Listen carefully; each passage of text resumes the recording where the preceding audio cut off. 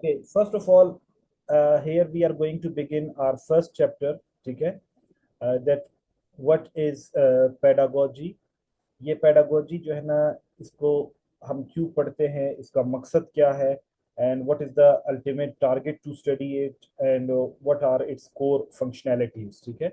Pedagogy ये हमारे जो teaching के जो programs होते हैं उसमें पढ़ाया जाता है. It is very important to understand the psychology of the students. It is very important to understand the classroom environment. It is very important to develop and improve the quality and standard of the teacher. तो pedagogy एक ऐसा discipline है जिसमें हमें ये सिखाया जाता है कि स्टूडेंट की साइकोलॉजी क्या होती है, स्टूडेंट किस तरीके से इंटरेक्ट करता है, स्टूडेंट्स को क्या मसाइल पेश आते हैं, स्टूडेंट्स के लर्निंग को कैसे आसान किया जा सकता है, क्लासरूम के इन्वायरमेंट को कैसे बेहतर बनाया जा सकता है, और टीचर्स की जो क्वालिटी और स्टैंडर्ड है उसको कैसे इम्प्रूव किया जा सकता है. इसके साथ साथ टेक्नोलॉजी का इस्तेमाल, करिकुलम का डेवलप करना, एग्जाम्स का कंडक्ट करना, असेसमेंट करना, रिजल्ट्स देना, प्रॉपर मैकेनिज्म को डेवलप करना, अच्छी तरीके से मैनेजमेंट करना, वो तमाम हमारे पास ये पेडागोजी में आ जाते हैं. तो इसलिए ये बहुत इंपॉर्टेंट है. इसके साथ साथ जो नेक्स्ट लेक्चर हमारा होगा जो कि 8 बजे हमारा शुरू होगा, उसमें हम इंग्लिश पढ़ेंगे. जो भी बेसिक हमारे इंग्लिश का जो सिलेबस है वो हम पढ़ेंगे.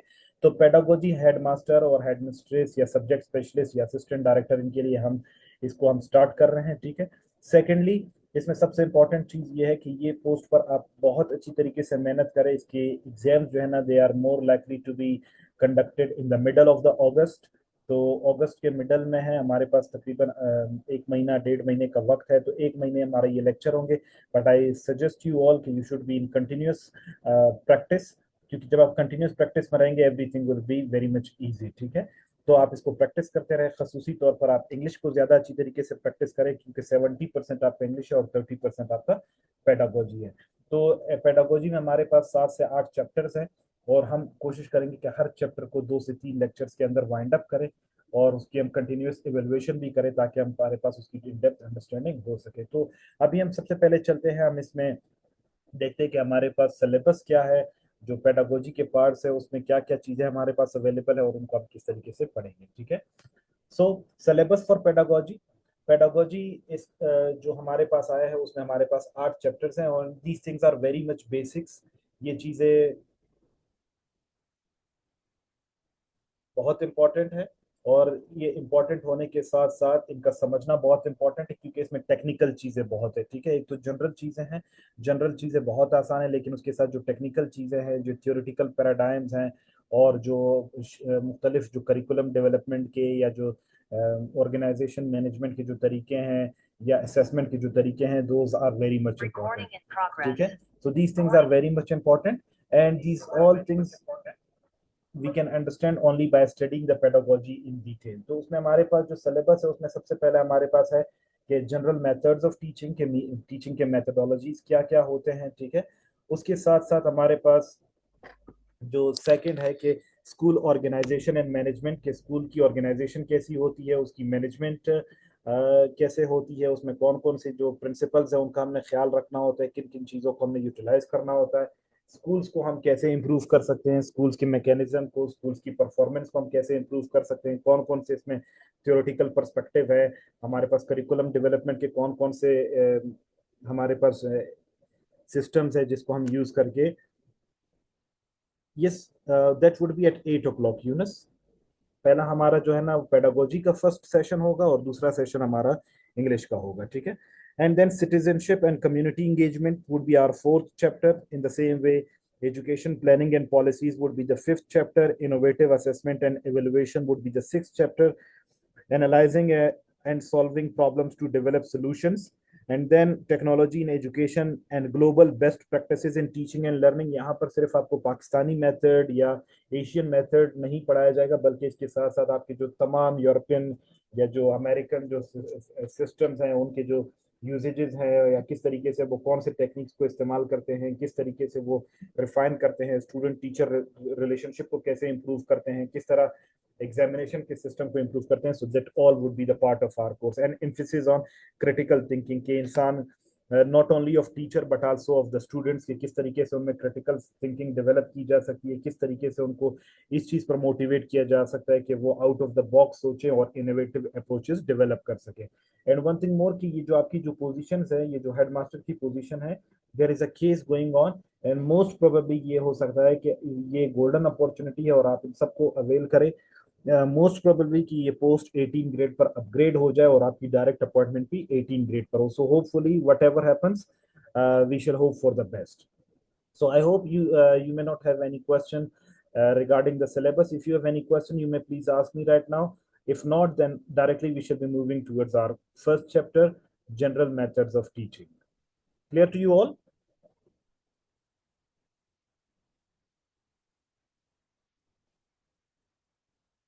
Please drop me yes in the chat box.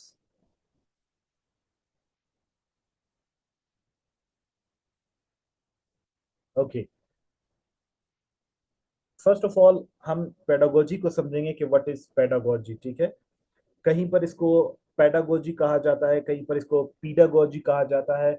याद रखें कि पीड जब भी लफ्ज आए, पीड मींस चाइल्ड, ठीक है। जैसे आपने पीडियाट्रिशियन, जो बच्चों के डॉक्टर होते हैं उसको पीडियाट्रिशियन कहते हैं, ठीक है, कि वो बच्चों का डॉक्टर होता है। तो याद रखें यहाँ पर जितना भी आपके साथ डिस्कशन किया जा रहा है, यहाँ पर सब चीजों में, क्योंकि आप एक टीचर के तौर पर काम करेंगे, आप एक काउंसलर के तौर पर काम करेंगे, आप एक गाइड के तौर पर काम करेंगे, तो आप क्या करेंगे, आपका सारा सेंटर ऑफ अटेंशन आपका जो स्टूडेंट है या जो बच्चे हैं वो होंगे, ठीक है। तो सबसे पहले हम देखते हैं पेडागोजी के चैप्टर को स्टार्ट करने से पहले हम देखते हैं कि पेडागोजी है क्या, पेडागोजी का बैकग्राउंड क्या है, पेडागोजी में क्या क्या चीजें इन्वॉल्व होती हैं और कैसे हम इनको यूज करके अपने एजुकेशनल सिस्टम को इम्प्रूव कर सकते हैं। तो वेरी फर्स्ट एटाइमोलॉजी की तरफ चले या ओरिजिन की तरफ चले, तो जो पेडागोजी है वो दो ग्रीक वर्ड से निकला गया है। The very first one is पेडोस।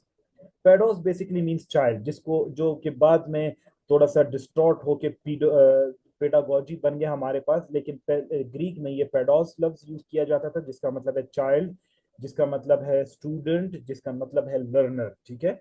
And agogos which means to lead, to guide और to counsel. It means pedagogy एक ऐसा डिसिप्लिन है, pedagogy is a discipline in which one person who is expert in leading और counselling और guiding the child. तो कोई भी शख्स जो कि एक्सपर्ट होता है और जिसका काम होता है बच्चों की काउंसलिंग करना, बच्चों को टीच करना, बच्चों को गाइड करना, बच्चों को लीड करना in specific perspective of education, ठीक है। तो जब एजुकेशनल फील्ड में किसी को गाइड किया जाता है, उनको सपोर्ट किया जाता है, उनको काउंसलिंग उनकी काउंसलिंग की जाती है, तो उसको हम पेडागोजी कहते हैं। लेटर ऑन यही जो पेडोस लफ्ज है या जो एगोगोस लफ्ज है, ये डिस्टॉर्ट हुआ, ठीक है। डिस्टॉर्ट होने के साथ साथ ये चेंज हुआ पेडागोजी में, ठीक है। It modified into pedagogy with the passage of time, ठीक है, which means how something is taught and how students learn it। मतलब pedagogy is a discipline in which we come to know that how we need to teach a child. For example, we all are the teachers, we all are the counselors, we all are the guides. So when we learn the patterns, when we learn the techniques, and when we come to know that how you should uh,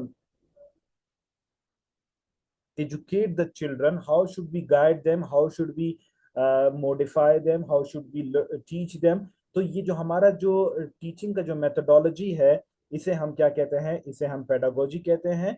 इसमें हम पढ़ाने का तरीका भी पूरा पढ़ते हैं, समझते हैं, और स्टूडेंट्स के लर्निंग का जो मैकेनिज्म है उन सबको भी हम समझते हैं, ठीक है। इसमें तमाम चीजें in detail we will discuss.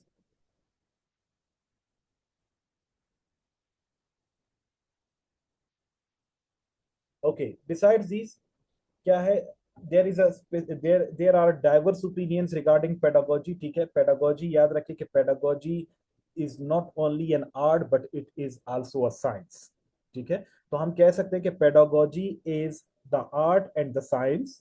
क्यों, इसको हम डिफेंड करेंगे आगे, जब जाकर हम इसको कंप्लीटली डिटेल में डिस्कस करेंगे तो हमें पता चलेगा कि किस तरीके से हम इसको साइंस समझते हैं। So the very first, pedagogy is the art and the science of teaching, ठीक है। कि ये क्या है, ये एक ऐसा तरीका है जिसमें हम क्या करते हैं, हम टीचिंग का तरीका सीखते हैं। इट इंक्लूड्स, अभी इसमें हम क्या करते हैं, इसमें हमारे सामने तमाम जो मेथड्स आते हैं वो तमाम मेथड्स को हम स्टडी करते हैं कि कौन कौन से इंटरनेशनल बेस्ट मेथड्स है, ग्लोबल मेथड्स हैं, ठीक है। और किस तरीके से इन मेथड्स को इम्प्लीमेंट किए जाते हैं, इन मेथड्स को अंडरस्टैंड किया जाता है।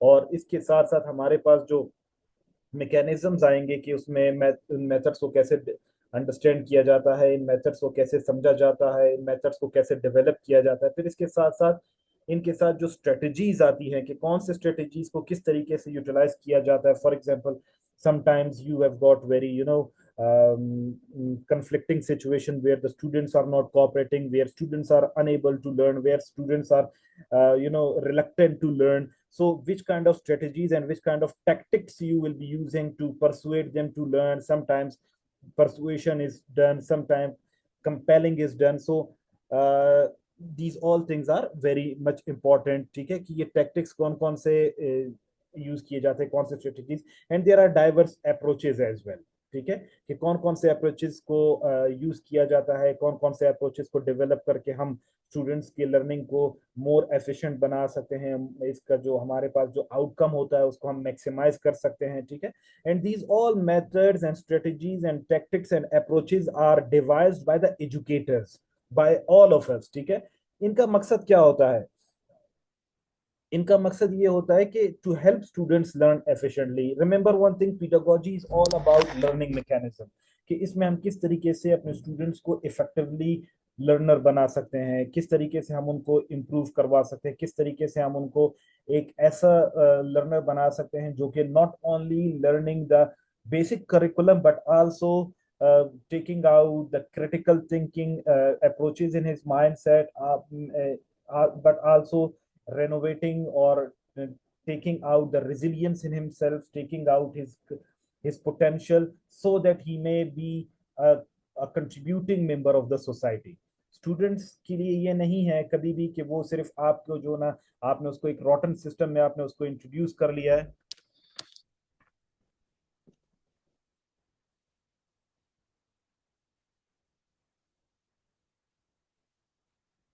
The voice is, I think, clear to everybody.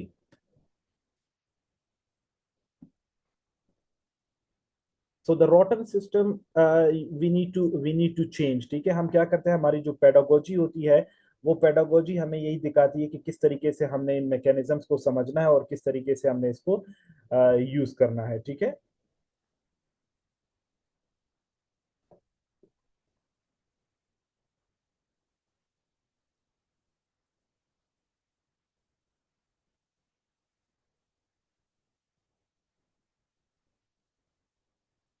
Other participants, please let me know if you can listen me well.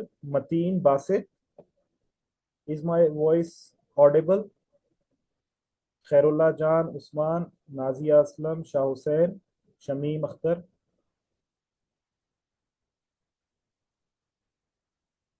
Yes, it is audible. Just check it out. There might be problem with your microphone, please. तो आई I request you all कि अगर किसी के साथ कोई issue होता है, ठीक है, if it is not audible और anything, I will be sharing this recorded lecture soon after this lecture ends, ठीक है। इसके बाद हमारा इंग्लिश का लेक्चर होगा और उसके बाद मैं डायरेक्टली ये दोनों लेक्चर्स आपके ग्रुप में आपके साथ शेयर करूंगा, ठीक है। तो इंटरनेट डिसकनेक्टिविटी को भी प्रॉब्लम ना समझे, और if there is distortion at your end or at my end, the lecture is being recorded, and even I have permitted you all before starting this lecture to record it as well, so you can record these lectures for yourself as well, ठीक है। तो pedagogy shapes how lessons are planned. It means pedagogy will teach us कि how lesson planning is done, how the lecture is delivered in the class, and how assessment is made, so that we may come to know whether the students are learning to the greater extent or not. तो ये तमाम चीजें बहुत important होती है pedagogy में हमें ये पढ़ना जरूरी होता है कि हम किस तरीके से पढ़ेंगे, किस तरीके से पढ़ाएंगे, किस तरीके से किसी चीज को ऑप्टिमम किसी चीज का आउटकम हम हासिल कर सकते हैं, ठीक है। It is very important because yes, not every good learner is a good teacher.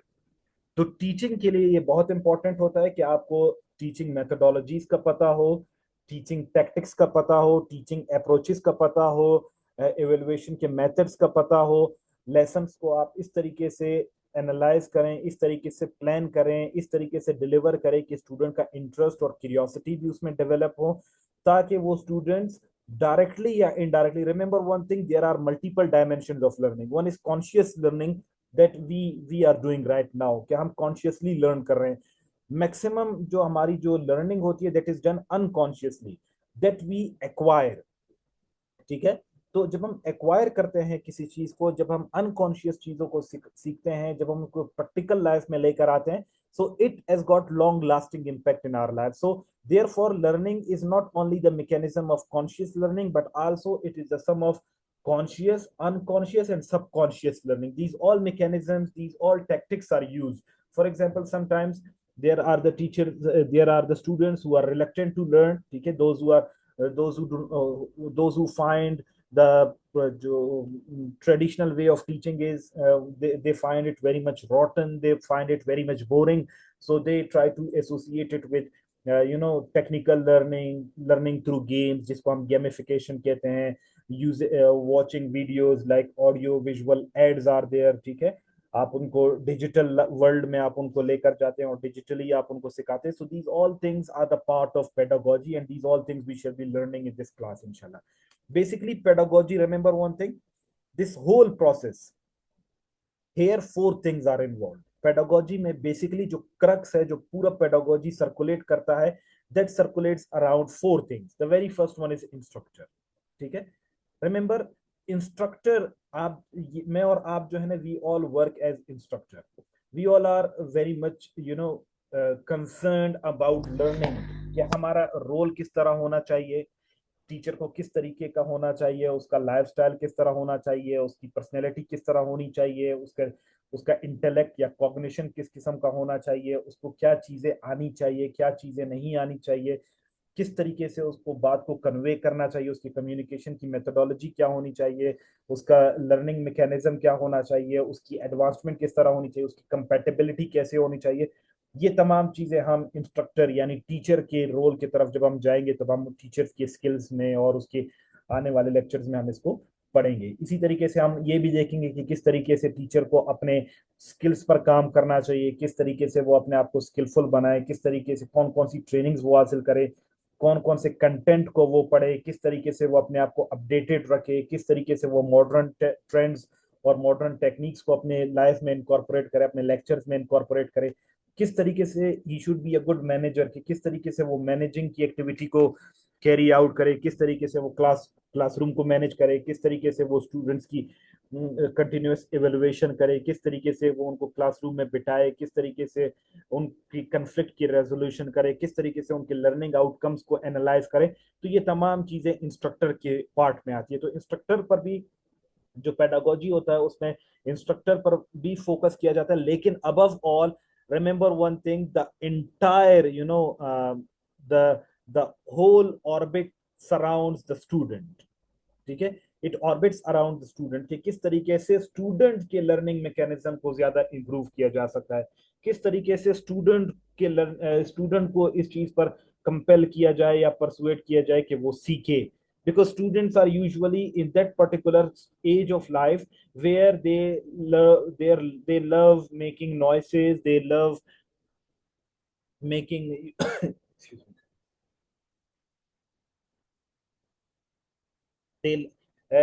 they try to create fuss, they try to create disturbance, ठीक है। तो आपने स्टूडेंट के इर्द गिर्द जो है ना, कि किस तरीके से आपने उसको, टीचर ने, now see this whole reign lies in the hand of a teacher, कि टीचर किस तरीके से उसको टीचिंग करता है, किस तरीके से उनको टैकल करता है। बाज़ औक़ात इस तरह भी होता है कि बहुत ज्यादा जो डिस्टरबेंस मेकिंग या जो फस मेकिंग जो स्टूडेंट्स होते हैं वो बहुत ज्यादा शार्प होते हैं और वो बहुत जो है ना अच्छी पोजीशंस पर निकल आते हैं, उनकी क्रिटिकल थिंकिंग बहुत अच्छी होती है, वो उनमें से बहुत ज्यादा लर्निंग आउटकम्स हमें मिल रही होती है। तो आपने क्या करना है, आपने स्टूडेंट्स की साइकोलॉजी को समझना है, स्टूडेंट्स के मैकेनिज्म को समझना है, कि that how learning style should be developed, how technology should be incorporated in the learning mechanism. Usually हमारे पाकिस्तानी सोसाइटी में और in specific perspective of Balochistan, हमारे पास क्या है, हमारा जो लर्निंग का जो मैकेनिज्म है वो ओल्ड और ट्रेडिशनल है, जहां पर हम टेक्नोलॉजी को यूज नहीं करते। इवन आप देख सकते होंगे हमारे लाइफस्टाइल में हम आज भी, हमारे पास बहुत सारे ऐसे स्कूल है जहाँ पर इंफ्रास्ट्रक्चर ना होने के बराबर है, ठीक है, जहाँ पर हमारे पास व्हाइट बोर्ड ना होने के बराबर है, जहाँ पर हमारे पास टेक्नोलॉजीज ना होने के बराबर है, ठीक है। तो ये तमाम चीजें बहुत इंपॉर्टेंट होती हैं। इन इम्पोर्टेंस की वजह से आप क्या करते हो, आप उनको टेक्नोलॉजी यूजर्स बनाते हो, आप उनको टेक्नोलॉजी का इस्तेमाल सिखाते हो, उनका टेक्नोलॉजी के साथ आप क्लोजनेस डेवलप करते हो। Like for example, in today's world if someone is unaware of artificial intelligence, ठीक है, अगर उसको आर्टिफिशियल इंटेलिजेंस का पता नहीं है, तो आप उनको एक तरीके से अनएजुकेटेड कह सकते हो। There is a famous saying कि educated in the modern world will be the one who unlearns, relearns and delearns. के एजुकेटेड हमारे वक्त में कौन होगा आजकल की दुनिया में एजुकेटेड शख्स वो है जो वो चीजें जो वो सीख चुका है उनको डी लर्न करे सबसे पहले, ठीक है। डी लर्न करने के बाद मतलब उसको वो भूल जाए, उसकी अपनी लाइफ से उनको अपनी मेंटेलिटी से डिलीट करे, फिर वो रीलर्न करे। रीलर्न का मतलब क्या है कि अनलर्न करे, अनलर्न करने के साथ उसको रीलर्न करे। रीलर्न का मतलब है वो नए आने वाली चीजों को सीखे। Now this whole mechanism of unlearning, relearning and de learning, ठीक है, ये तीनों जो मैकेनिज्म्स हैं, these are the main features of today's modern world. कि आप जरूरी नहीं है कि आप जो है ना, एक जो आपको पहले दिन से जो आपको सिखाया गया हो और वही आप फॉर एवर अपने साथ जो है ना कबर में भी आप वही लेकर जाए। No, this whole human being, this is the nature of a human being कि वो हर वो चीज जो फॉर एग्जांपल हमारे साथ बहुत सारे ऐसे टीचर्स होंगे, बहुत सारे ऐसे दोस्त होंगे जो कि अभी भी वो ब्लैक बोर्ड का जो है ना वो माइंडसेट रखते होंगे। लेकिन क्या होगा, अगर आपने मॉडर्न वर्ल्ड के साथ compete करना है तो आपने क्या करना होता है, आपने उन सेटअप से निकलना होता है, आपने उसकी डी लर्निंग करनी होती है। फिर आप रीलर्न करते हो, नए टेक्निक्स को सीखते हो, नए मैकेनिज्म्स को सीखते हो और फिर रीलर्न करते हो। So these all things are very much important. Similarly content is very much important, that what is taught is very much important. देखिए कि हु इज टीचिंग सबसे इंपॉर्टेंट है, हु आर लर्निंग उससे भी इंपॉर्टेंट है, और इसके साथ साथ उसको कंप्लीमेंट करता है कि कंटेंट किस तरीके का है। देखिए रिमेंबर वन थिंग, हमारे पास एक वक्त था जिसमें आपको ट्रेडिशनली वही चीजें सिखाई जाती थी जो कि बिल्कुल रॉटन सिस्टम था, जो कि सिर्फ किताबों की हद तक था। कोई भी उसमें पर्सनल ग्रूमिंग नहीं होती थी, और बस सिर्फ उनको आपको जो है ना फॉर एग्जांपल एक किताब की हद तक ही वो किया जाता था और उसकी कोई प्रैक्टिकल इम्प्लीमेंटेशन नहीं होती थी। But today the content plays very significant role. Content tells us that what is taught and learn, ठीक है। अभी यहाँ पर आजकल ये नहीं है, आजकल students are very sharp, technology has modernized, people have got the different approaches, and for example everybody has got the access to internet, everybody has got the access to technology, and within clicks all the knowledge is available, there is a huge flow of knowledge to the students, ठीक है। तो इसलिए teacher has to develop not only his own content, his own mindset, but also he needs to understand the background, जिसको हम ethnography कहते हैं। ethnography याद रखे, I'll be trying कि मैं आपके साथ जो तमाम जो हो सकता है आपके जो पेडागोजी हो उसमें आपके सामने टर्मिनोलॉजीज आ जाए कि भाई इन टर्मिनोलॉजीज को आप डिफाइन करें, ठीक है। तो एथनोग्राफी क्या है? Ethnography is the background knowledge, ठीक है। जब आप किसी स्टूडेंट के बैकग्राउंड नॉलेज को आप देखते हैं, जिस तरीके से आप अक्सर क्लास चले जाते हैं, क्लास में स्टूडेंट्स के साथ आप डिस्कशन करते हैं, आप उनसे क्रॉस क्वेश्चनिंग करते हैं, डायरेक्ट और इनडायरेक्ट क्वेश्चंस उनके साथ करते हैं, तो वो जब आपको आंसर करते हैं तो वो क्या होता है, आप उनकी बैकग्राउंड नॉलेज को उनको डिस्कवर कर रहे होते हैं। So discovering the background knowledge of the students about any topic is known as ethnology और एथनोग्राफी। अगर उसको आप कंपैरिजन में लेकर जाते तो वो एथनोग्राफी हो जाता है, लेकिन अगर आप कंपैरिजन में नहीं लेकर जाते तो उसको एथनोलॉजी कहते हैं। Got it? तो आपने उस कंटेंट का आपने क्या करना होता है, कंपैरेटिव एनालिसिस करना होता है। आप देखते हो कि भाई कौन से कंटेंट को किस तरीके से पढ़ाना है और किस तरीके जो स्टूडेंट्स हैं उनको क्या सीखना है, उनकी जो है ना लेवल के मुताबिक। फॉर एग्जांपल उनका कॉग्निशन क्या है।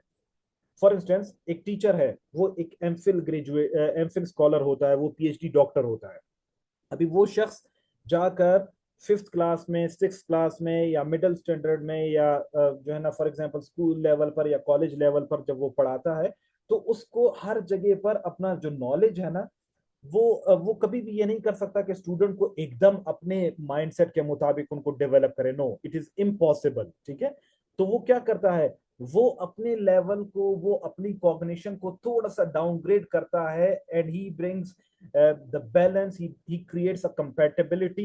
He discovers a balanced approach in which his knowledge, his flow of words, his language matches the chemistry of the students. कि उसकी बच्चों की जो कॉग्निशन होती है, बच्चों की जो इंटेलेक्ट होती है, बच्चों की जो थिंकिंग होती है, या बच्चों की जो थिंकिंग कैपेसिटी होती है, उसके साथ वो मैच कर सके। तो कंटेंट को किस तरीके से सिंपल, किससे कॉम्प्लेक्स की तरफ लेकर जाना है, किस तरीके से लोकल लैंग्वेज, लोकल जो नॉलेज है उसको कॉम्प्लेक्सिटी की तरफ लेकर जाना है उसको।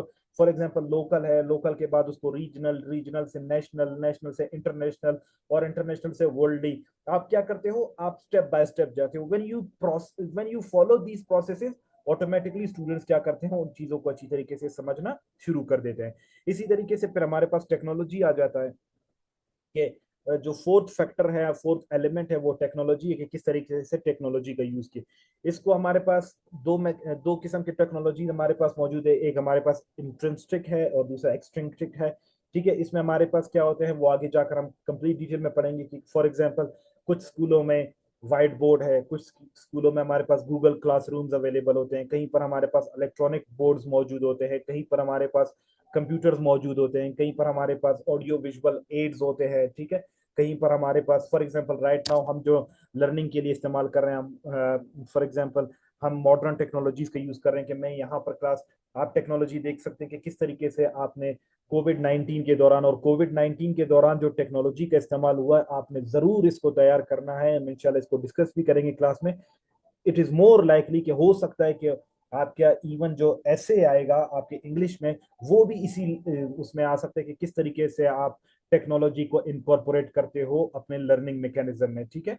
जैसे आर्टिफिशियल इंटेलिजेंस हमारे पास मौजूद है, चैट जीपीटी हमारे पास मौजूद है, गूगल हमारे पास मौजूद है, यूट्यूब हमारे पास मौजूद है।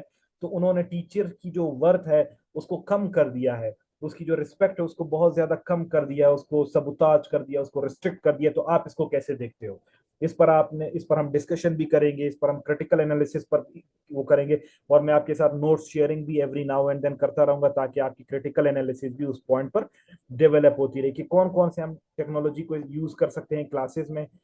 ठीक है। किस तरीके से हम उसको इनकॉर्पोरेट कर सकते हैं, और वो लर्निंग का जो मैकेनिज्म होता है उसको किस तरीके से इम्प्रूव किया जा सकता है, और उससे से ज्यादा हम किस तरीके से नॉलेज गेन कर सकते हैं, not only for our own self but we can impart it to our students. तो यहाँ पर दो मैकेनिज्म है, याद रखें। जो लर्निंग, जो कॉन्शियस लर्निंग है, conscious learning is known as imparting. ठीक है। इम्पार्ट करना। और जो अनकॉन्शियस लर्निंग है, unconscious learning is known as acquiring. ठीक है। ये दोनों टर्म्स आपको पता होने चाहिए कि जब आप कॉन्शियसली किसी चीज को सीख रहे होते हो, कोई चीज आपको जानबूझकर प्लानिंग के जरिए से जब आपको पढ़ाया जाता है, तो उसे हम इम्पार्टिंग कहते हैं। जैसे फॉर एग्जांपल अभी मैं आपको पढ़ा रहा हूँ, मेरा कॉन्शियस है कि मैंने आपको आज इंट्रोडक्शन पढ़ाना है, कल से मैंने फर्स्ट चैप्टर आपका शुरू करना है, स्कूल ऑर्गेनाइजेशन और मैनेजमेंट।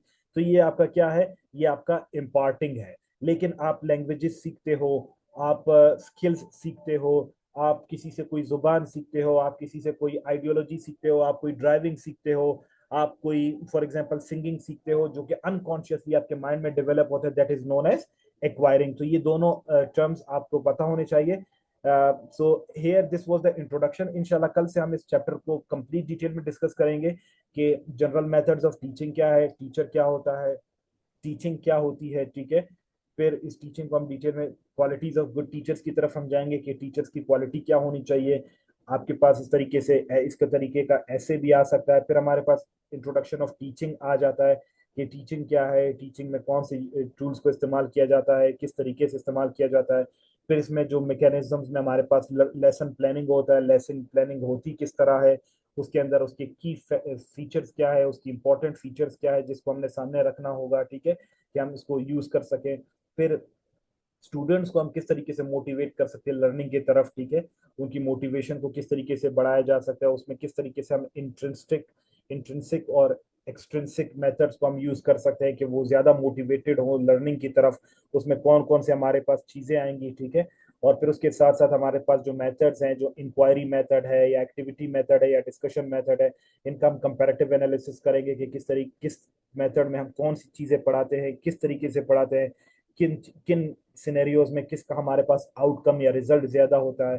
फिर उसके बाद हम कोऑपरेटिव लर्निंग की तरफ जाएंगे कि कोऑपरेटिव लर्निंग का मैकेनिज्म क्या होता है। और फिर उसके बाद हम ट्रेडिशनल जो टीचिंग था, जो ओल्ड टीचिंग मेथोडोलॉजी था, और मॉडर्न जो टीचिंग का जो मेथोडोलॉजी है, इनमें जो फर्क है वो क्या होता है और कैसे हमारे पास ये तमाम चीजें आती है। तो हम इसको डिस्कस भी करेंगे, और डिस्कस करने के साथ साथ I will be sharing these all stuff with you as well, ठीक है।